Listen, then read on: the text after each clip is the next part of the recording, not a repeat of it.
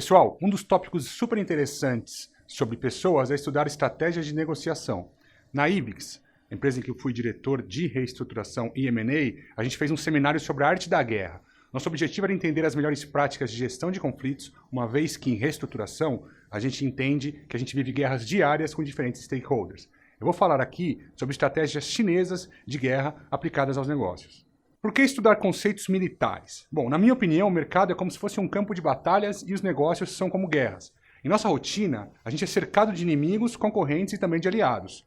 Isso fica mais evidente em situações de crise e reestruturação de empresas, em que os nervos ficam à flor da pele e as discrepâncias de opinião elas são muito potencializadas. No cenário de crise, os stakeholders encontram-se lutando por seus objetivos individuais, como a gente já falou nas aulas passadas, e cabe aos reestruturadores organizá-los em prol de um objetivo comum, que seja salvar a empresa ou maximizar o retorno das partes envolvidas. Entretanto, pessoal, em quase todos os casos, a maximização do resultado de um significa a perda do resultado de outro, e assim começam as guerras. O entendimento das forças e ameaças que regem essas relações, bem como as opções estratégicas que a gente pode fazer uso, é fundamental e muito importante para o sucesso das nossas empreitadas.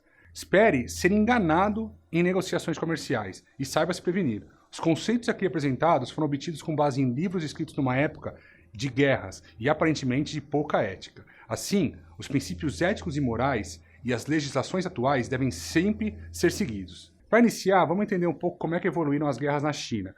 Antes do período dos Estados Guerreiros, que foi até 500 a.C., os códigos de moral eles estabeleciam a postura dos guerreiros no campo de batalha. Então, as hostilidades ou as guerras podiam ser somente travadas nas épocas certas, a interrupção de guerra em respeito aos períodos de luto, ou seja, quando morria um senhor feudal, a guerra era interrompida, tinha proibição de ataque e agressão a crianças, idosos e feridos, os governantes tinham que ter boa índole, não poderiam massacrar cidade, nem emboscar os exércitos, e a guerra não era oportunista nem desleal. Depois, no período dos estados guerreiros, houve uma mudança nesse perfil de batalha. As ações passaram a ser pautadas nas circunstâncias da guerra. As práticas comuns passaram a ser subornos, fraudes, ludibriações, espionagens, intrigas, emboscadas. Isso passou a ser muito comum. Os generais passaram a utilizar esses procedimentos traiçoeiros como vantagens estratégicas. Pessoal, na sua opinião, como que é o mundo dos negócios hoje? Ele é ético ou ele é traiçoeiro? Agora, uma pergunta que eu faço. Passar para a concorrência uma percepção errada da sua estratégia é o mesmo que enganar a concorrência? Os movimentos estratégicos não verbais andam lado a lado com a mentira? Alguns eu acho que são mentiras e alguns são direcionamentos propositadamente passados para a sua concorrência de forma errada, para ludibriar numa direção em que você está indo, ou dar a ideia de que você está indo para uma direção e está indo para outra, simplesmente para ganhar alguma vantagem competitiva. Os métodos de desilusão ou estratégias de enganação, eles são usados diariamente. Eles são muito comuns, principalmente na China, que até mesmo as crianças chinesas são conscientes do seu significado. Os chineses eles falam que eles estudam essas estratégias enganosas, não para enganar, mas para evitar que essas estratégias sejam usadas contra eles. No material do curso, vocês têm acesso às principais estratégias chinesas de guerra. O importante de conhecer tais estratégias é entender suas fraquezas e como seus inimigos podem te atacar. Aqui é muito importante frisar que eu não estou fazendo alusão à violência ou nada do gênero. Eu estou apenas passando para vocês uma relação de ações que podem ser usadas contra as suas empresas e seus clientes para que vocês possam se prevenir. Eu vou passar para vocês as principais das 36 estratégias de enganação utilizadas pelo exército chinês. Vamos lá? Primeiro, mascare seus reais objetivos. Segundo, ataque o ponto mais fraco dos seus inimigos. Terceiro, crie ilusão. Quarto, conceda uma pequena perda imediata para um grande ganho futuro. Finja desistir, então faça um movimento de ataque. Ataque o líder primeiro. Elimine a fonte de força dos seus inimigos e crie confusão para desorientar os seus inimigos. Antes do golpe final, elimine as possibilidades de fuga dos seus inimigos. O perigo imediato ele deve ser tratado primeiro, transmita suas intenções e suas opiniões indiretamente, faça com que as forças que você tem pareçam maiores do que realmente são para amedrontar os seus inimigos e, uma que eu gosto muito, que é aquele que foge hoje, vive para fazer negócios num outro dia. Então, muitas vezes, evitar o confronto direto, recuar para depois atacar é a sua melhor estratégia. As Forças Armadas Americanas, elas também utilizam-se de conceitos chineses de guerra. Por exemplo, objetividade, direcionar toda e qualquer ofensiva militar para um objetivo claro e atingível. Ofensividade, tomar iniciativa de forma a explorar as oportunidades. Ou seja, quem chega primeiro, quem mais é ofensivo, consegue muitas vezes beber água limpa, que a gente fala, ou chegar primeiro.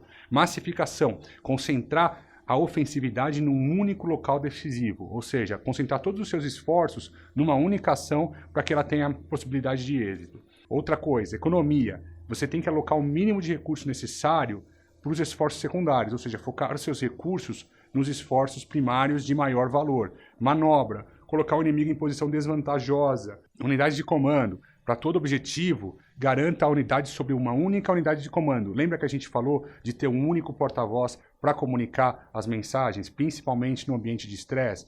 É isso que o governo e as Forças Armadas americanas usam. Segurança. Nunca permita que um inimigo adquira uma posição de vantagem. Obviamente, pessoal, essas são relações de ações que os exércitos praticam e que a gente tenta fazer paralelo com os negócios. E vocês vão ver que no dia a dia, realmente, se vocês pararem para pensar, a gente acaba usando isso, sim, com bastante frequência. Surpresa. Ataque o inimigo no local e de maneira que o pegue despreparado. Isso aqui a gente faz também. Quando você lança um produto que você está guardando em sigilo, você está utilizando-se do elemento surpresa. Simplicidade também. Prepare planos claros e descomplicados. Ordens concisas para garantir o entendimento total. Isso a gente falou também. Comunicação clara e objetiva. Bom, agora que a gente falou brevemente sobre as estratégias chinesas de enganação, vamos falar especificamente sobre o Sun Tzu e a Arte da Guerra. A Arte da Guerra é um livro prático escrito há 2.500 anos, cujos ensinamentos podem ser aplicados em diversas áreas até hoje. Quais os principais conceitos da Arte da Guerra?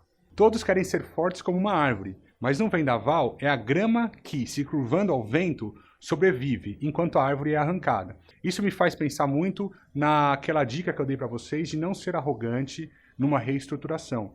Por quê? A hora que você chega arrogante, como uma árvore, você tem seus ideais fixados e você não tem flexibilidade para ouvir os outros, provavelmente você vai conquistar a empatia das pessoas, né? E não a simpatia das pessoas. Então, você não vai conseguir fazer com que o seu plano de ação seja implementado por aquelas pessoas. Então, é muito importante, num ambiente de estresse, de crise, ou em qualquer ambiente na sua vida, você ser o quê? Você ser flexível para poder entender a opinião dos outros, os movimentos dos outros, e mudar suas opiniões e movimentos com o quê? A mudança das situações. Outra coisa, o verdadeiro objetivo da guerra é a paz. Isso é muito importante, ninguém quer guerrear. O objetivo final é a estabilidade, é a paz. Muitas vezes com alguns tropeços aí ao longo do caminho, com alguns movimentos mais drásticos, mas o objetivo final é a estabilidade. Sempre procure evitar conflitos, sendo esses inevitáveis, procure vencê-los sem precisar lutar. O que é vencer um objetivo ou vencer um conflito sem precisar lutar? É você vencer estrategicamente, você colocar o seu inimigo muitas vezes numa posição em que não vale a pena nem ele brigar por aquela situação. Por exemplo, quando você está executando um credor seu, ou quando você está numa posição de ser executado, e você percebe que não vale a pena nem mover o processo judicial porque é muito caro. Talvez aquele credor tenha te colocado numa situação em que você não vale a pena nem lutar. Então aquela guerra específica de cobrar aquela dívida, você já perdeu. A eficiência máxima da arte da guerra era tornar o conflito completamente desnecessário, que é o que eu estou falando aqui. É muito importante a gente, por exemplo, tá? Guerra versus recuperação judicial. A recuperação judicial é uma guerra contra os seus credores. Olha, se você conseguir resolver a empresa numa concordata branca ou numa recuperação extrajudicial, é muito melhor. Então você está vencendo a guerra de negociação de dívida sem precisar usar suas forças e sem precisar pedir uma recuperação judicial. Outro ponto importante, não é o número de combates que torna um general habilidoso, mas sua capacidade de vitória com o mínimo de combates. A guerra não deve ser física, mas de inteligência e estratégia. O homem, sem se importar se irá viver ou morrer, esse eu não levaria para a guerra, é o que o Sun Tzu fala. Mas aquele que, entendendo a gravidade da situação, olhasse os problemas com cautela e preferisse o sucesso por meio da estratégia, esse eu levaria para a guerra. Vocês conseguem fazer um paralelo com as nossas situações empresariais? Fica aí um espaço para reflexão.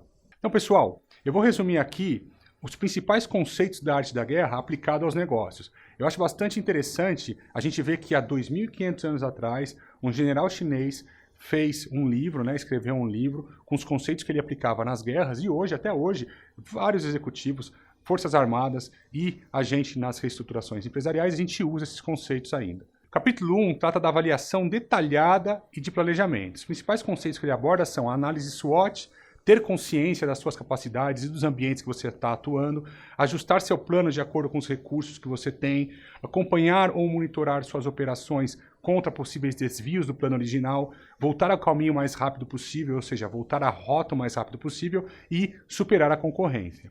Pessoal, vocês podem perceber que esse tema abordado no capítulo 1 e todos os outros que a gente vai passar aqui são temas que a gente já tratou, são assuntos que a gente já tratou e que voltam à tona aí só para reforçar que eles já eram usados há 2.500 anos atrás, então ninguém está inventando a roda aqui, ok? O capítulo 2 trata dos aspectos econômicos da guerra. Vencer uma guerra requer sabedoria na utilização dos recursos, assim como reestruturar uma empresa. Concentre-se na logística e evite o excesso de utilização de recursos na sua empresa. Mantenha o moral organizacional e manter as tropas, ou seja, os funcionários, motivados e providos de recursos, ou seja, os seus funcionários têm que ter ferramentas para trabalhar. Se você tiver com pouco recurso e deseja se salvar, concentre-se em explorar a fraqueza do seu concorrente ao invés de jogar mais dinheiro ou recursos para resolver o seu problema. Ou seja, é mais barato, talvez, atacar o ponto fraco do seu inimigo do que tentar reforçar os seus pontos fortes aí, ou tentar investir mais recursos se fortalecendo.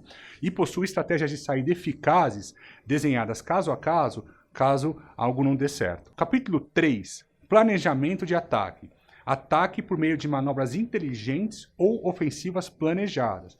O líder hábil, ele subjuga as tropas do inimigo sem lutar, como a gente já falou. Não é o seu tamanho, mas é a sua unidade, ou seja, a coesão, né, das suas tropas que determina a sua força e a sua eficácia nas empresas, a sua eficácia organizacional. Evite competição direta e uso de recursos contra os seus concorrentes. Ao invés disso, busque excelência, de modo que nenhuma outra organização ouse competir com você. Crie um monopólio natural.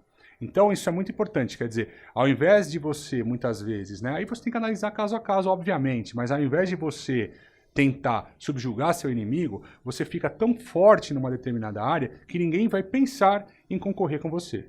Outra coisa importante, tomar iniciativa e ser o primeiro no mercado.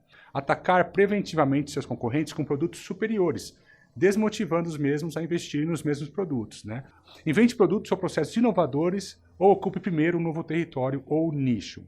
Na falta destes, deixe seus concorrentes acreditarem que você tem os recursos suficientes para lutar pelo espaço. Ou seja, mesmo que você não tenha como concorrer, você tem que passar a ilusão para os seus concorrentes de que você tem como sim. Para quê? Para tentar desmotivá-lo ou pelo menos para amedrontar a sua concorrência. A gente faz muito em negociação de dívida ou M&A, por exemplo. Olha, tem um outro comprador aqui querendo comprar minha empresa, você não quer ser o primeiro? E assim por diante a gente vai jogando e tentando negociar. Segmenta o mercado, divida o seu problema em partes e ataque cada parte individualmente. A gente faz bastante isso quando a gente está negociando dívidas, a gente negocia por credor, ou criando planos de ação em recuperação de empresas, por exemplo. A gente faz o plano em diversas áreas, em diversas sub-áreas, com cada uma das áreas com suas metas, ou seja, segmentamos o problema e atacamos individualmente. Se tudo isso, todas essas estratégias de evitar a guerra e enfrentar o seu concorrente de frente falhar, a gente tem que fazer o quê? A gente tem que tentar enfrentar o concorrente de frente numa guerra de preços. Ou seja, se eu não conseguir ocupar o espaço antes, se eu não conseguir ludibriá-lo para ele não entrar no meu mercado, isso vai acabar virando uma guerra de preços. Esse cenário é ruim porque custa mais caro para ambas as partes. E além de você ser obrigado a se retirar caso o seu recurso se acabe. Então, muitas vezes, gente, você pode tentar entrar numa guerra de preços com o seu inimigo e ele ter uma força comercial mais alta do que a sua.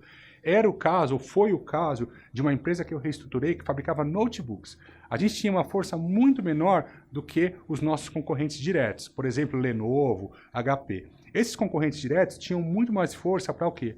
Pagar para entrar nos varejos. E a gente teve, um determinado momento, que se retirar dessa guerra, porque a gente não tinha mais dinheiro para subsidiar. Isso também causou um impacto muito grande no nosso balanço patrimonial. A gente se alavancou bastante. Na verdade, a consultoria entrou lá na empresa para reestruturar após uma guerra de preços com concorrentes que levou a uma situação de deteriorização econômica da empresa. Pessoal, bastante assunto até agora, né? Vamos continuar no próximo vídeo.